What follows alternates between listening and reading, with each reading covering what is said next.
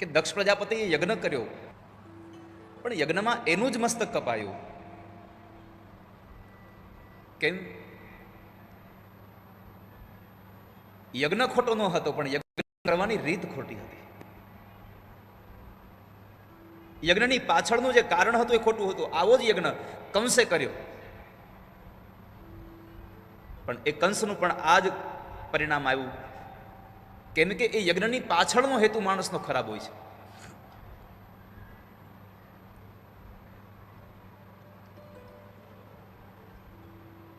તો ધર્મ પ્રકરણમાં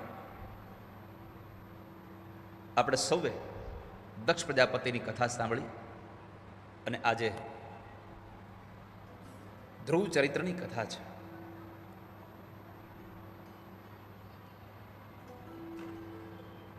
પાંચ વર્ષનો ધ્રુવ એટલે એમનો પિતા ઉત્તાનપાદ.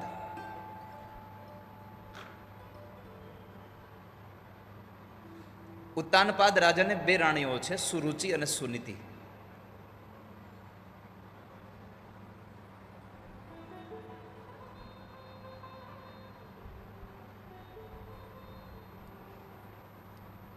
આમ જોવા જાવ તો કોઈ આ રાજાની કથા નથી, આ દરેક જીવાત્માની કથા છે. ઉત્તાનપાદનો અર્થ છે જેનું મસ્તક નીચે હોય અને પગ ઉપર હોય એને ઉત્તાનપાદ કહેવાય. આ સંસારમાં આપણે બધા ઉત્તાનપાદ છીએ. હવે આપણને થશે કે આપણે ઉત્તાનપાદ નથી, આપણે તો મસ્તક ઉપર છે, પગ નીચે છે. પણ જ્યારે આ જીવ માના ગર્ભમાં હોય છે ત્યારે મસ્તક નીચે હોય અને પગ ઉપર હોય છે. એટલે આ બધો જીવ ઉત્તાનપાદ છે. અને આ બધા જીવાત્માને બે રાણી છે, સુનીતિ અને સુરુચિ. સારું સારું ખાવું, પહેરવું, ઓઢવું, હરવું, ફરવું, આ સુરુચિ છે. અને સુનીતિ, સુરુચિ બધાને બહુ વાલી હોય, સુનીતિ એ બધાને અણમાનીતી હોય.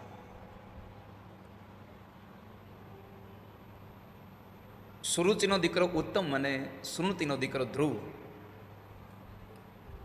એકવાર મહારાજ રાજગાદી પર બેઠા છે અને સુનીતિનો દીકરો ધ્રુવ આવે છે. પોતાના પિતાજીના ખોળામાં બેસવા ગયો, પણ એની અપરમાએ ખોળામાં બેસવા ન દીધો.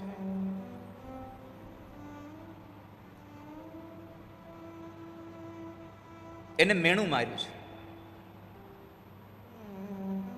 ધ્રુવજી મહારાજ કહે છે અમારા પિતાજી છે, હું પણ એક રાણીનો દીકરો છું. સુરુચિ કહે છે કે તારી માં રાણી, તારી માં દાસી છે.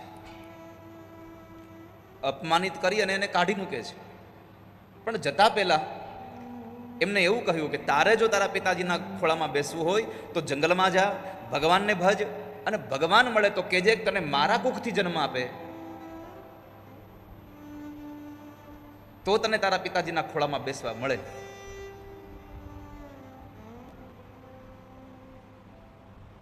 ધ્રુવજી મહારાજ રડતા રડતા માં સુનીતિ પાસે ગયા. સુનીતિને જઈને કહ્યું કે મને અપરમાએ આવા કવૈણ બોલ્યા છે, ન બોલવાના શબ્દો મને બોલ્યા છે.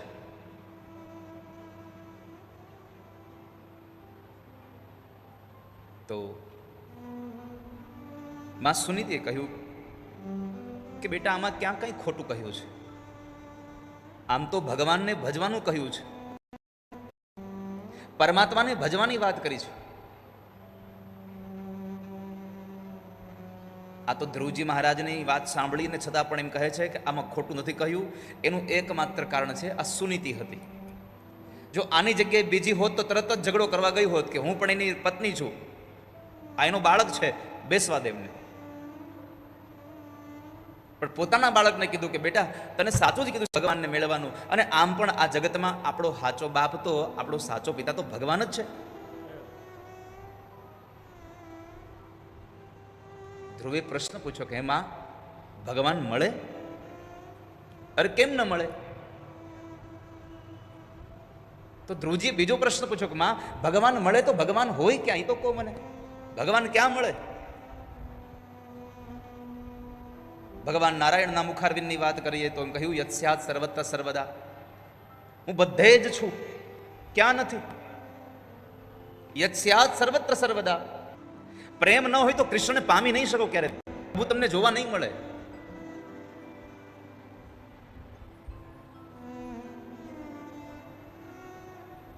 જ્યાં જ્યાં નજર મારી ફરે ત્યાં યાદી ભરી છે આપની. કવિ કલાપી લખે છે કે જ્યાં પણ નજર કરું ત્યાં તમે બિરાજમાન છો. બધામાં ભગવાનને જોવાની ઈચ્છા થાય, બધામાં ભગવાનને જોવાની આપણી એક મહેચ્છાઓ જાગે તો પરમાત્મા દેખાય.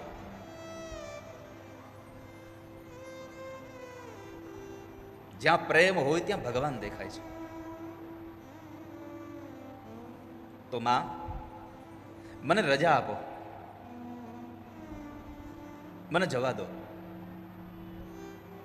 એક ક્ષણ માં સુનીતિનો જીવ મૂંઝાઈ ગયો કે આટલું મારું નાનું બાળક જંગલમાં જશે તો ત્યાં કેટલો બધો તડકો હશે, કેટલી બધી ઠંડી હશે, કેટલી ભૂખ લાગશે, તરસ લાગશે, વરસાદ હશે, જંગલના હિંસક પશુઓ હશે. મારું બાળક ડરી જશે તો?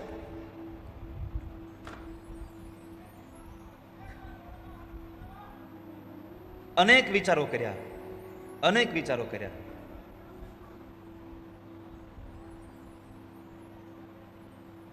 અને પછી અંતે એક નિર્ણય ઉપર આવ્યા. માં સુનીતિ બોલ્યા છે કે જેનું ભજન કરવા જાય છે ને એ નારાયણ એમની રક્ષા કરશે. જેનું ભજન કરવા જઈ રહ્યો છે,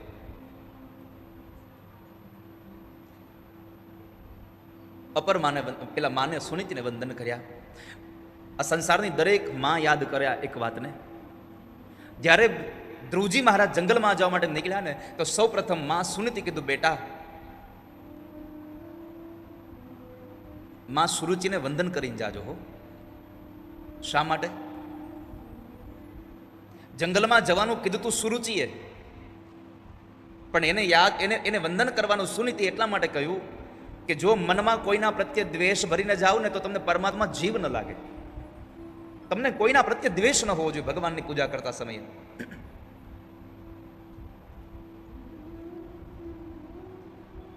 એટલે સૌ પ્રથમ એને માને વંદન કરાવડાવ્યા. મહારાજ વનમાં ગયા.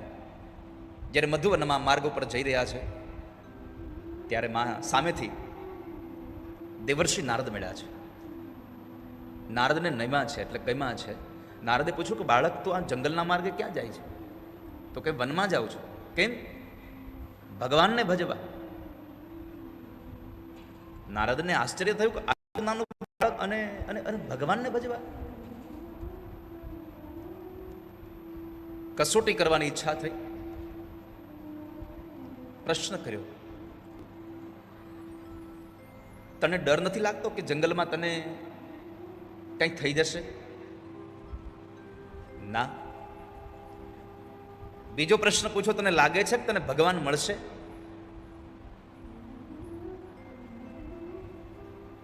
નારદનો પ્રશ્ન સાંભળીને 5 વર્ષનો ધ્રુવ જવાબ આપે છે કે મહારાજ, ઘરેથી નીકળતાની સાથે પેલા વેલા તમારા જેવા સંતના દર્શન થયા છે એટલે હવે મને ભરોસો છે, મને ભગવાન મળે પાર છે. મિલે એક એસા સંત ફકીર જો પહોંચા દે ભવ નદિયા કે તીર. એક એવો સાધુ મળી જાય, એક સદગુરુ મળી જાય તો તમારી ગતિ કેટલી બધી આમ થઈ જાય. મિલે એસા સંત ફકીર, એક સાધુ મળી જાય.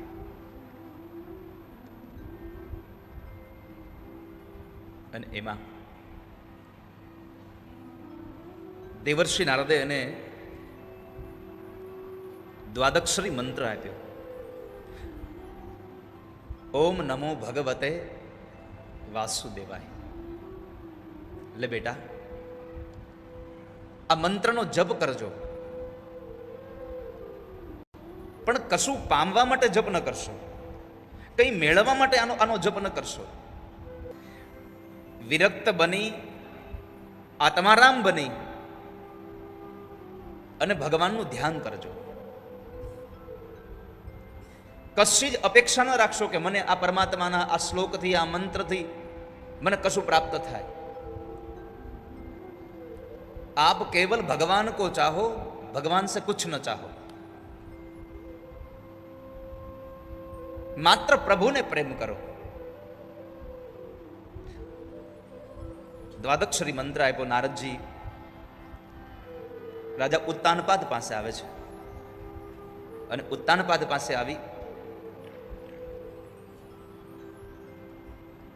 એને સમજણ આપી, ઉપદેશ આપ્યો કે રાજા, જંગલમાં જવાનો સમય તારો થયો હતો અને તારો દીકરો, હવે આ સુરુચિને લાડ લડાવવાના બંધ કરો અને સુનીતિને વાલી કરી અને ભગવાનનું ભજન કરો.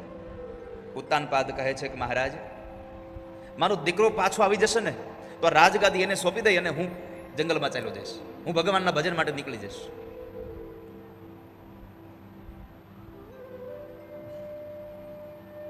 અમુક સમય થાય ને પછી સુરુચિને લાડ લડાવવાનું બંધ કરાય.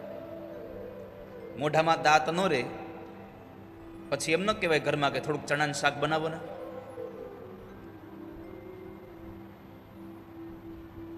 જીવન કઈ વસ્તુ છૂટી જાય, આપણી ઈચ્છા કરતા પણ છૂટી જાય, એના કરતા અમુક સમયે તમે એને છોડી દેશો ને તો તમને જિંદગીમાં ક્યારેય દુઃખ નહીં થાય.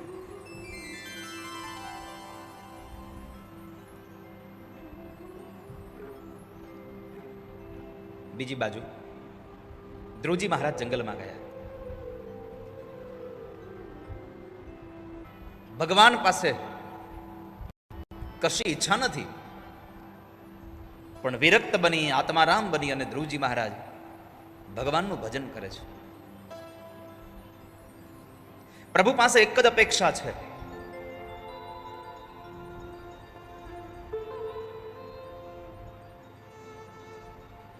અને ભગવાન પાસે એક જ અપેક્ષા રખાય, ભગવાન મને તમારી ભક્તિ મળે, તમારી ભક્તિથી મારું મંગલ થાય, મારું કલ્યાણ થાય. ધ્રુવજી મહારાજ ભગવાનને કહે છે, પ્રભુ મને આપની ભક્તિ થાય. મધુવનમાં ગયા પછી ધ્રુવજી મહારાજે કેવલ 5 મહિનામાં પરમાત્માની પ્રાપ્તિ કરી છે.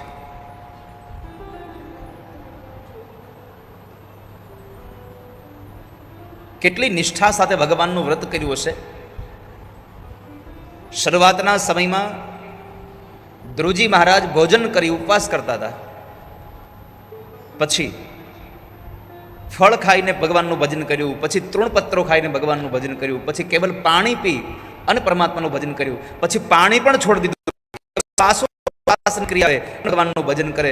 એક સમય એવો આવ્યો કે જેને શ્વાસ પણ દીધા, જીત શ્વાસો નૃપાત્મજ, શ્વાસને પણ બંધ કરી દીધા.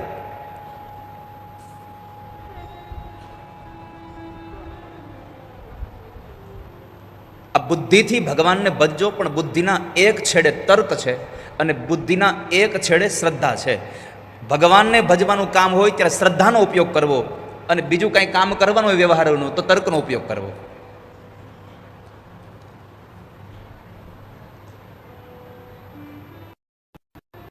આ રૂપી સમુદ્રમાં આ બુદ્ધિ રૂપી આ છીપલું, અને એમાં સદગુરુએ આપેલા ચિંતનનું એ મોતી જો પાકે, આમ તમે જોવા જાઓ તો છીપલાની કંઈ કિંમત ન હોય, પણ છીપલાની કિંમત બહુ મોટી એટલા માટે હોય છે કે એ મોતીને સાચવીને બેઠું છે. એમ તમે જો આ બુદ્ધિમાં પણ પરમાત્માના ચિંતનને સાચવીને બેસશો તો તમારી બુદ્ધિની પણ આ સંસારમાં કિંમત થશે. વાલા ભક્તજનો,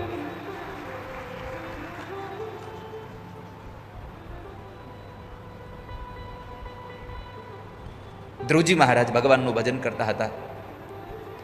ઇન્દ્રએ જઈને ભગવાન નારાયણને કહ્યું, પ્રભુ આ બધાના જીવ કેમ ગુંગળાય છે?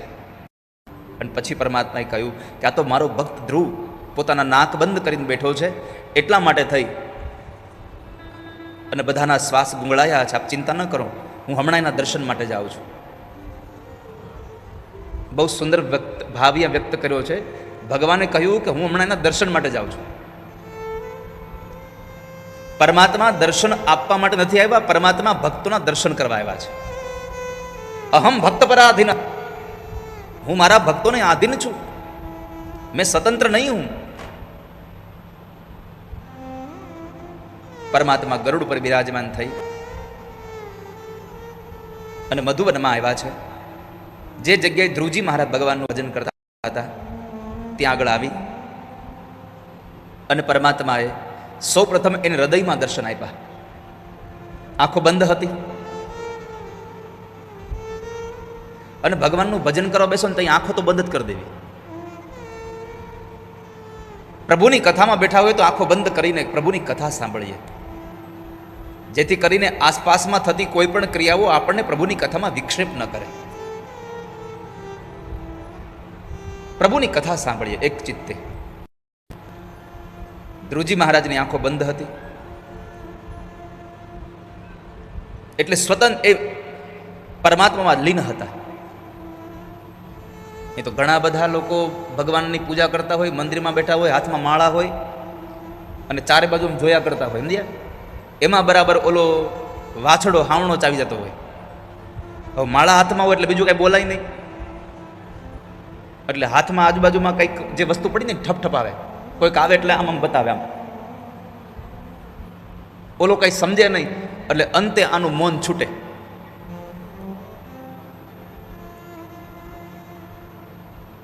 જ્યાં સુધી ભગવાન નજરમાં આંખ ખુલ્લી હશે ત્યાં સુધી તમારું ચિત્ત બરાબર ચોટશે નહીં. પ્રભુનું ધ્યાન ધરવા બેસો, પરમાત્માના નામનું ભજન કરવા બેસો, આંખોને બંધ રાખો, જેથી કરીને આંખોમાં પરમાત્માને જોવાના પ્રયત્ન થાય, કાનોથી ભગવાનની કથા સંભળાય અને જીવથી ભગવાનનું નામ લેવાતું જાય. સંપૂર્ણપણે અહીંયા પરમાત્મા સાથે આપણે જોડાયેલા રહીએ. એમાં ભગવાન આવ્યા છે, હૃદયમાં દર્શન આપ્યા, હૃદયમાં દર્શન આપી પરમાત્માએ રૂપ અંતર્ધાન કર્યું. ધ્રુવજી આકુળ વ્યાકુળ થઈ ગયા, ભગવાન ક્યાં ગયા? ભગવાનને શોધવા માટે આંખો ખુલી ગઈ અને જે ભગવાનને હૃદયમાં જોયા હતા એ પરમાત્માને સામે જોયા છે. હે નારાયણ, ચાર હાથ હતા ભગવાનને, શંખ ચક્ર ગદા અને પદ્મ ભગવાનને ધારણ કર્યા છે. અને એ પરમાત્માને જોયા પછી કંઈક બોલવું છે પણ કશું બોલાતું નથી. ભગવાન સમજી ગયા એટલે પરમાત્માએ પોતાના હાથમાં રહેલો શંખ, જેને વિદ્યાનું જ્ઞાનનું પ્રતીક કહ્યો છે, એ એના કાનમાં સ્પર્શ કરાયો, ગાલમાં. ભાગ લખ્યું છે કપોલ. કપોલનો અર્થ છે ગાલ. પરમાત્માએ એને સ્પર્શ કરાવ્યો અને એક વેદનો જ્ઞાતા બ્રાહ્મણ જેમ ભગવાનની સ્તુતિ કરે એવી રીતે ભગવાનની સ્તુતિ કરી રહ્યો છે. પુરુષાય તુભ્યમ. ભગવાન, આ શ્લોકમાં એટલો સુંદર ભાવ લખ્યો છે ભગવાન વ્યાસને. ધ્રુવજી કહે છે, યોંતઃ પ્રવિશ્ય મમ વાચ મિમામ પ્રસુપ્તામ. હે મારી ભીતરમાં રહેનારા, તમે મારી ભીતરમાં છો એટલા માટે થઈ અને હું બધી જ ક્રિયાઓ કરી શકું છું. જો તમે મારી અંદર ન હોવ તો મારાથી કશું ન થાય. પરમાત્માની શક્તિ આપણી અંદર છે એટલે આપણે ચાલી શકીએ છીએ. પરમાત્માની શક્તિ છે એટલે આપણે સાંભળી શકીએ, બોલી શકીએ, જોઈ શકીએ, સૂંઘી શકીએ. આ બધી જ ક્રિયાઓ કેવલ પરમાત્માને આધીન રહી છે. પરમાત્માની શક્તિ આપણામાં છે. એટલે એ પરમાત્માના દર્શન કર્યા, સ્તુતિ કરી. ભગવાને પૂછ્યું, તારે શું જોઈએ છે? તારી ઈચ્છા હોય એ માગી લે, તારી જે ઈચ્છા હોય એ માગી લે. તારે શું જોઈએ છે? અને ત્યારે 5 વર્ષનો ધ્રુવ કહે છે, પ્રભુ તમે મળ્યા અને પછી કાંઈ ઈચ્છા બાકી રહે તો તમારા મળવાનું મહાત્મ્ય ઘટી જાય, તમારા દર્શનનું મહત્વ ઘટી જાય. તમે મળો પછી માગવાનું થાય તો. આ સંસારમાં ધ્રુવની કથા બતાવે છે કે પરમાત્મા મળે, પરમાત્મા પાસે જાઓ તો માગવાની ઈચ્છા થાય તો ભગવાનને જ માગી લો. ભગવાન સિવાય બીજું કશું ન ચાહો ક્યારે. ભગવાનને જ માગી લો. અને ભગવાનને માગી, મોટી ઉપાધિ એ છે, આપણે બધા એક એક સુખને માગીએ છીએ, અલગ અલગ વસ્તુ માગીએ. માણસ ભગવાન પાસે કાર માગી રહ્યો છે, કોઈ માણસ ભગવાન પાસે મકાન માગી રહ્યો છે, કોઈ માણસ ભગવાન પાસે સંતાન માગી રહ્યો છે, કોઈ માણસ ભગવાન પાસે નોકરી માગી રહ્યો છે, સંપત્તિ માગી રહ્યો છે. બધા એક એક વસ્તુ માગે છે. જેવું એક વસ્તુ મળી જાય એટલે પછી બીજી વસ્તુ, બીજું પૂરું થાય ત્રીજી વસ્તુ. એક વાત સમજાવું,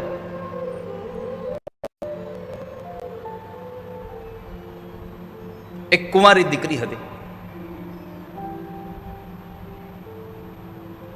એના પરિવારના બધા લોકો બેઠા હતા અને એણે પરિવારમાં વાત કરી એના બાપુજીને કે પપ્પા મને એક સસરા લઈ આવી દો. થોડી વાર થઈ તો એના મમ્મીને કીધું મમ્મી મને એક સાસુ લઈ આવી દો, મને એક નણંદ લઈ આવી દો, મને એક દેર ગોતી દો, મને એક જેઠ ગોતી દો, મને જેઠાણી હોય એવું ગોતી દો, એવું લઈ આવી દો. અને ત્યારે પરિવારના બધા ભેગા થઈને કીધું બેટા એક ધણી નક્કી કલમાં આવશે વાહે. એમ આ સંસારના એક એક સુખને મેળવવાની અપેક્ષા ન રાખો, પરમાત્માને ધણી બનાવી લો. આ સંસારના સકળ સુખ તમારે ખોળામાં આવીને પડી જશે વાલા ભક્તજનો. સુખ જોઈએ છે તો પ્રભુને પામી લો, અને પ્રભુ પાસે જાઓ તો જેવું તેવું માગશો નહીં ક્યારે હો. કોની પાસે કેવું માગવું નહીં એની જરાક આમ સભાનતા રાખવી. શું માગવું, શું ના માગવું. પણ ભગવાનના ભક્તો એટલા બધા, આમ તમે જુઓ તો એટલા બધા તૈયાર છે. ભગવાન જેવા ભગવાનને છેતરી નાખે.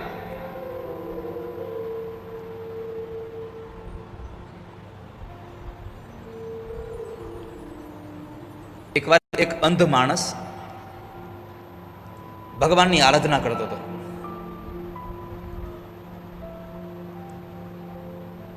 બહુ આર્થિક સ્થિતિ સારી નહોતી. ભગવાનની ઉપાસના કરી, પ્રભુ પ્રસન્ન થયા અને પરમાત્માએ કહ્યું કે તારે જે જોઈતું હોય એ માગી લે, હું તને એક વરદાન આપવા તૈયાર છું. કેટલા વરદાન? ભગવાને કીધું હું તને એક વરદાન આપું, તારે એક વરદાનમાં જે જોતો એ માગી લે. ભગવાનને એમ હતું કે એક વરદાનમાં આ એકલું જ માગશે કે મને પહેલા તો દેખતો કરી દો એટલે પૂરું થઈ જાય, બીજું કંઈ આપવું નહીં. ભક્તે કીધું પ્રભુ આટલી મોટી મેં ઉપાસના કરીને તમે પ્રસન્ન થયા ને એક જ વરદાન? હા એક જ. તારે જે જોતો એ માગી લે, હું ક્યાં ના પાડું છું. કીધું કઈ વાંધો નહીં.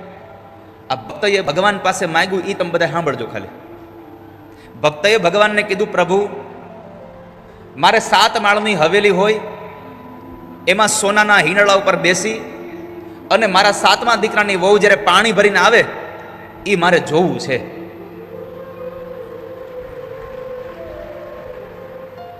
સાત માળની હવેલી, સોનાના હિંડોળા ઉપર બેસું, મારા 7મા દીકરાની વહુ પાણી ભરીને આવે એ જોઈને મારે રાજી થવું છે. આમાં સમજાણું તમને? એક તો 7 માળની હવેલી એટલે મકાન મોટું થઈ ગયું, સોનાનો હિંડોળો એટલે સંપત્તિ મોટી થઈ ગઈ, 7મા દીકરાની વહુ એટલે કે 7 દીકરા પછી એ દીકરો 25 વર્ષનો થાય એટલે આવરદાય મોટી થઈ ગઈ. અને પછી કીધું મારે એને જોવું છે એટલે મને આંખે મળી ગયું. ભગવાન કે આ મને છેતરી કરવા છે. પ્રભુ પાસે માગો તો એવું માગો ઠાકોરજી રાજી થઈ જાય.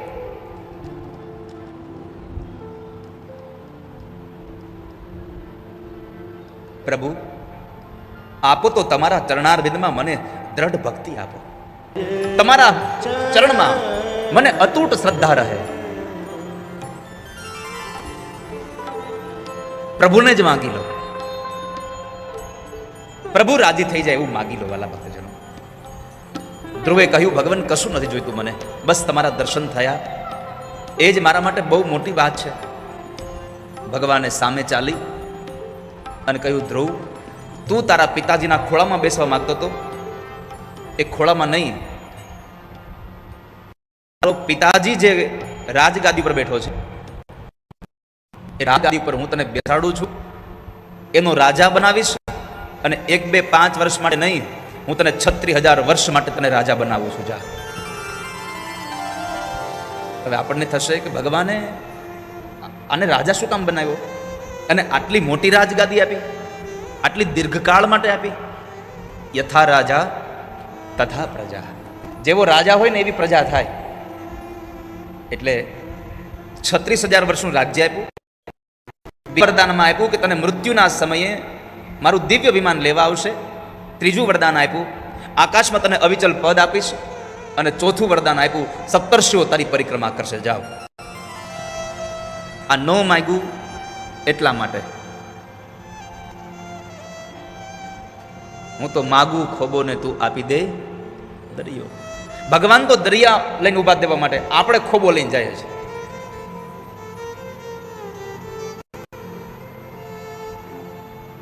આકાશમાં અવિચલ પદ એને મળે જે સમાજના જીવાત્માઓને સાચો માર્ગ બતાવે. ધ્રુવનો તારો કોઈ જોયો છે? કેટલા લોકોએ ધ્રુવનો તારો જોયો છે?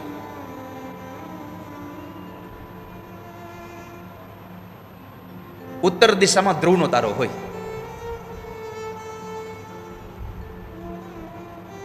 સમુદ્રમાં કોઈ ખલાસીઓ ભૂલા પડી જાય અને એ દિશા ભૂલી જાય અને રાત્રે જ્યારે આકાશમાં નજર કરે ને ધ્રુવનો તારો દેખાય છે એટલે ખબર પડે ઉત્તર દિશા આ બાજુ આવી છે.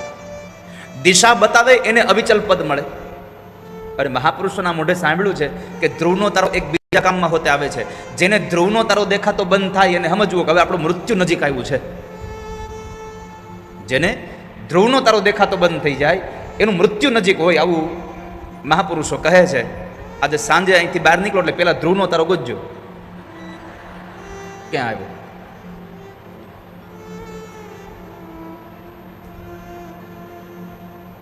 ધ્રુવજી મહારાજને ભગવાને વરદાન આપી અને પ્રભુ વિદાય થયા છે. પરમાત્મા વિદાય થયા, અંતર્ધાન થયા. ધ્રુવજી મહારાજ કચવાતા મને ઘરે આવ્યા છે. આપણને થાય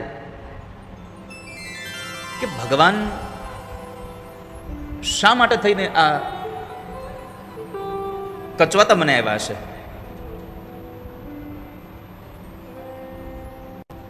ભગવાન મળે પછી કચવાવાનું? પણ એનું મન એટલા માટે દુભાયું હતું કે ભગવાન મળ્યા પછી મારે મુક્તિ માગવી જોઈએ, આ તો બંધન મળ્યું મને. ઘરે આવ્યા, સૌથી પહેલા અપરમાને વંદન કર્યા છે. કેમ? તો કહે છે કે માં, તમે મને મેણું માર્યું ન હોત તો મને આજ ભગવાન નારાયણના દર્શન થયા ન હોત. આ કથા આ સંસારના લોકોને એક સંદેશો આપે છે. ક્યારેક તમારું કોઈ ખરાબ કરે એવી આપણને લાગે ને મનમાં કે આ માણસ મારું ખરાબ કરી રહ્યો છે, ભરોસો રાખજો એમાં ઠાકોરજી તમારું કંઈ ખારું કરી રહ્યા છે. જો આજ અપરમાએ ખરાબ વેણ ન કીધા હોત તો ધ્રુવને ભગવાન ન મળ્યા હોત. ક્યારેક આપણું કોઈ ખરાબ કરે તો સારું થતું હોય. એમાં સ્કોટલેન્ડમાં, વિદેશમાં સ્કોટલેન્ડમાં એક ક્લર્ક પરિવાર હતો. કુલ 12 જણાનો પરિવાર, 10 દીકરાઓ અને પતિ પત્ની, આ 12 જણા કુલ હતા. વર્ષોથી એ પરિવારનો એ 10 દીકરાનો બાપ મહેનત કરે પણ પૈસા ભેગા ન થાય. બધાને અમેરિકા ફરવા જવું હતું. એમાં એકવાર સમય આવ્યો, પૈસા ભેગા થયા એટલે બધાનો પાસપોર્ટ કરાવ્યો. પાસપોર્ટ કઢાવ્યા પછી બધાએ અમેરિકાના વિઝા લીધા. વિઝા મળી ગયા પછી એમણે, અત્યારે તો મળતા જ નથી,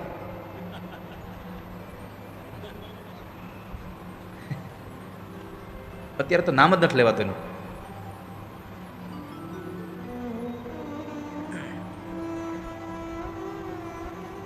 તો વિઝા લીધા, વિઝા આવી ગયા પછી એમણે ટિકિટ લીધી. અને તમે જુઓ કે ઘરમાં જ્યારે બધાની પાસે ટિકિટ આવી ગઈ કે આપણે આ તારીખે જવાનું છે, અને આખા ઘરમાં દિવાળી જેવો માહોલ, લોકો શોપિંગ કરવા જાય, બધાની સૌની બેગ ભરે, એટલી તૈયારીઓ કરે. એમાં બન્યું એવું, જવાને 7 દિવસની વાર હતી ખાલી, અને સૌથી નાનો છોકરો બરાબર બજારમાંથી ચાલ્યો આવતો હતો અને એના પગમાં એક કૂતરો બટકું ભરી ગયું. દવાખાને લઈ ગયા એમને, હોસ્પિટલમાં ગયા એટલે ત્યાં ડૉક્ટરે કહ્યું કે તમે હવે 14 દિવસ શહેર મૂકીને આને બહાર લઈને ક્યાંય જતા નહીં, તમારે 14 દિવસ અહીંયા આવવાનું છે. હવે જવાના 7 દિવસ બાકી હતા અને અહીંયા કીધું 14 દિવસ કોઈ જતા નહીં. આખા ઘરમાં અમાસ જેવો વાતાવરણ, માતમ છવાઈ ગયું. તમે જુઓ, સૌથી નાના દીકરાને ઘરમાં કોઈ બોલાવે નહીં. એ 10 દીકરાનો બાપ ભોજન ન કરે, કારણ કે આટલા વર્ષોથી મહેનત કરતા હતા.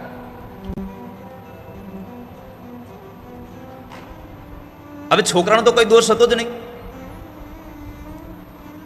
અને એ સમયનો ત્યાંનો રૂલ્સ પણ એટલો બધો હશે એટલે કોઈ ગયા પણ નહીં. જે દિવસે જવાનો હતો એ દિવસ આવ્યો. સ્કોટલેન્ડમાંથી બધા લોકો ફરવા માટે જાય. આ ક્લર્ક પરિવાર ઘરમાં બેઠો બેઠો બધા રડે છે. સવારમાં આખા ગામમાં દિવાળી હતી. ક્લર્ક પરિવારમાં માતમ હતું. અને એમાં સાંજ પડી અને એક સમાચાર આવ્યા કે સવારે જે સ્કોટલેન્ડમાંથી જે એક જહાજ ઉપડ્યું અમેરિકા જવા માટે, એ જહાજ દરિયામાં ડૂબી ગયું છે. દરિયામાં ડૂબી ગયાના સમાચાર આવ્યા. આખા સ્કોટલેન્ડમાં માતમ છવાયો. ક્લર્ક પરિવારના ઘરે દિવાળી જેવો માહોલ હતો. કેમ? જો કૂતરું ન કડ્યું હોત તો આજ આખો પરિવાર જળમાં ડૂબી જાત. આ સંસારમાં કંઈક આપણી સાથે જે થઈ રહ્યું છે એ પરમાત્મા સારું કરી રહ્યા છે. જે હરિ કરશે મમ હિતનું, આ નિશ્ચય બદલાય નહીં. હું હરિનો, હરિ મમ રક્ષક, આ ભરોસો કોઈ દી જાય નહીં. ભગવાન મારો રક્ષક છે. મારી સાથે જે થઈ રહ્યું છે એ બધું ઠાકોરજી સારું કરી રહ્યા છે. આવી તમારી વૃત્તિ થઈ જશે ને તો લાવો હું તમને લખીને આપી દઉં. આ સંસારની કોઈ એવું સાધન નથી કે જે તમને દુઃખી કરી શકે.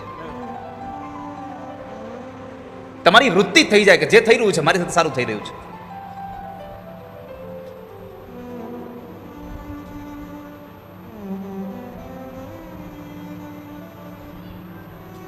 ધ્રુવજી મહારાજે અપરમાને વંદન કર્યા, માં સુનીતિને વંદન કર્યા.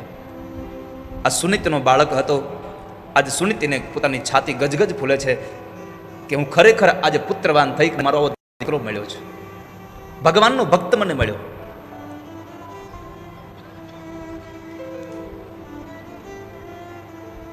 ધ્રુવજી મહારાજને રાજગાદી સોંપી દઈ. શિશુમાર પ્રજાપતિની ભ્રમી નામની કન્યા સાથે એના લગ્ન થયા.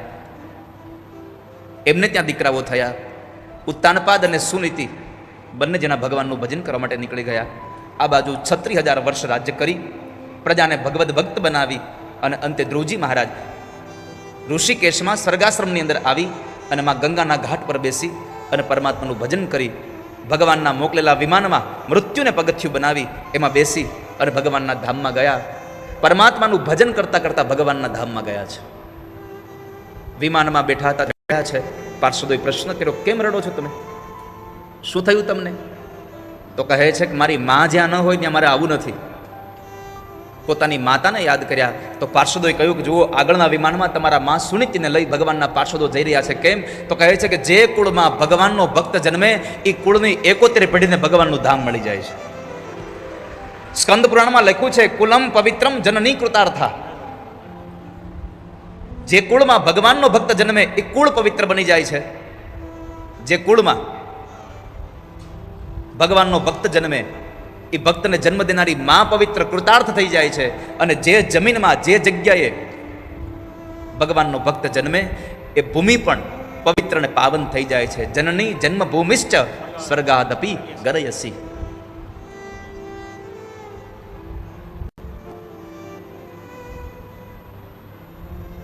તો ધ્રુવજી મહારાજની કથા આપણને 2-3 સંદેશાઓ આપી જાય. એક, ભગવાનનું ભજન કરવા માટે કાંઈ ઉંમરની કોઈ આવશ્યકતા નથી. ગમે તે ઉંમરે ભગવાનનું ભજન થાય, પણ આપણે રાહ જોઈએ છે કે ઘરડા થવું તો ભગવાન ભજશું. પછી ગડપણમાં ગોવિંદ ભજાશે નહીં. ગોવિંદ ભજાશે નહીં. ગડપણમાં ગોવિંદ નહીં ભજે કોઈ. માટે યુવાની અવસ્થા હોય ત્યારે જ ભગવાનને ભજી દો, ત્યારે જ પ્રભુને યાદ કરી લો. તો ધ્રુવજી મહારાજની આ કથાથી આપણને એક તો ભગવાનના ભજન માટે કોઈ ઉંમરની બાદ નથી. બીજું, ભગવાન આવા ઉપદેશકારક કથા આપી. સુખદેવજી મહારાજ રાજા પરીક્ષિતને પૃથુ ચરિત્રની કથા બતાવે કે પછી પૃથુ ચરિત્રની કથામાં આ ધરતી અનાજ દેતી બંધ થઈ ગઈ હતી.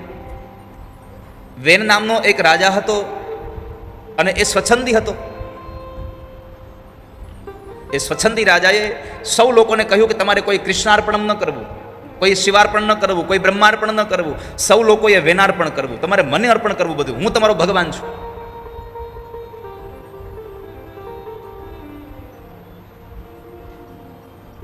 એટલો બધો અભિમાનમાં છકી ગયેલો ઋષિ મુનિઓએ બ્રાહ્મણોએ હુંકાર માત્રથી એને માર્યો એની માં સુનીતાએ એના આ શબને તેલની કોઠીમાં સાચવ્યું.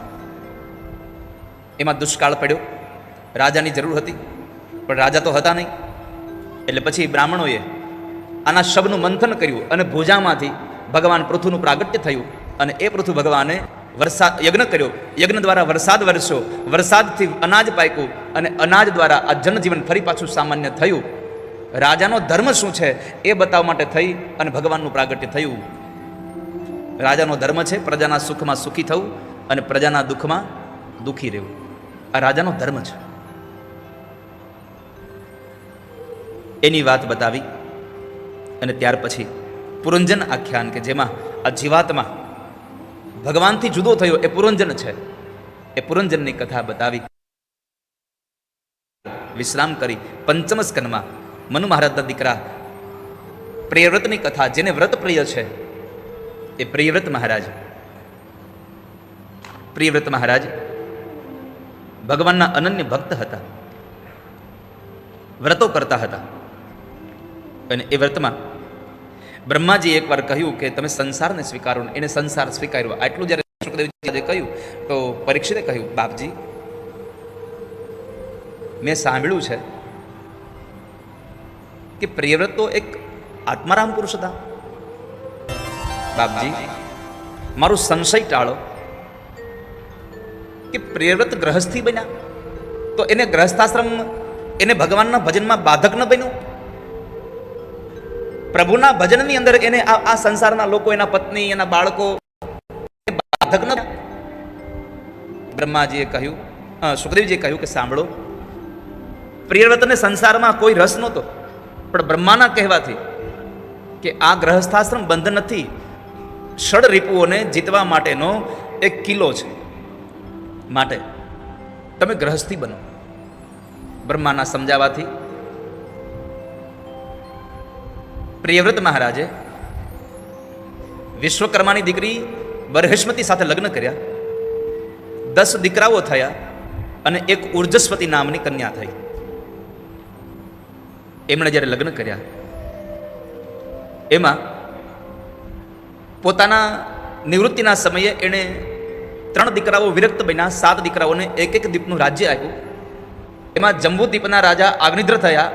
એમને ત્યાં પૂર્વચિત્તી નામની અપ્સરાથી નાભી નામનો દીકરો થયો. નાભીએ મેરુની દીકરી મેરુદેવી સાથે લગ્ન કર્યા. યજ્ઞ દ્વારા યજન કર્યું અને એ યજન દ્વારા એને ત્યાં જે સંતાન થયા એ સ્વયં પરમાત્માના અંશાવતાર એવા ઋષભદેવજી મહારાજનું પ્રાગટ્ય થયું છે. શ્રી ઋષભદેવજી મહારાજ કી. ઋષભદેવજી મહારાજ નિવૃત્તિ માર્ગને અને જ્ઞાન માર્ગને બતાવવા માટે આવ્યા છે. એટલા તપસ્વી હતા. એક વખત ઇન્દ્રએ એના રાજ્યમાં વરસાદ ન વરસાયો તો પોતાના તપોબળથી એણે વૃષ્ટિ કરી. એટલે ઇન્દ્રએ પોતાની દીકરી જયંતીના લગ્ન એની સાથે કર્યા. એને ત્યાં સંતાનમાં 100 દીકરાઓ થયા. આ ઋષભદેવજી મહારાજની કથા અત્યારના તમામ વડીલો માટે છે.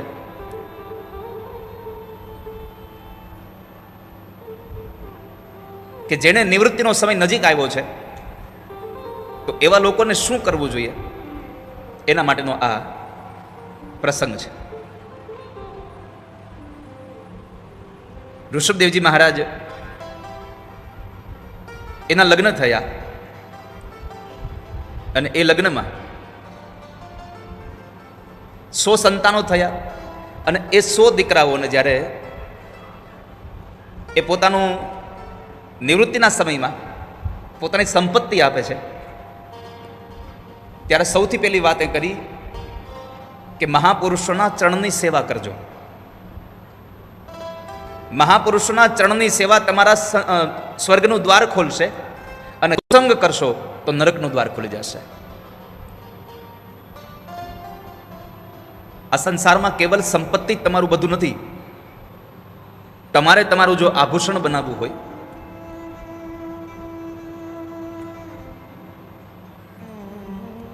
તો તમારી અંદર રહેલા કેટલા ગુણધર્મો શેનાથી શોભે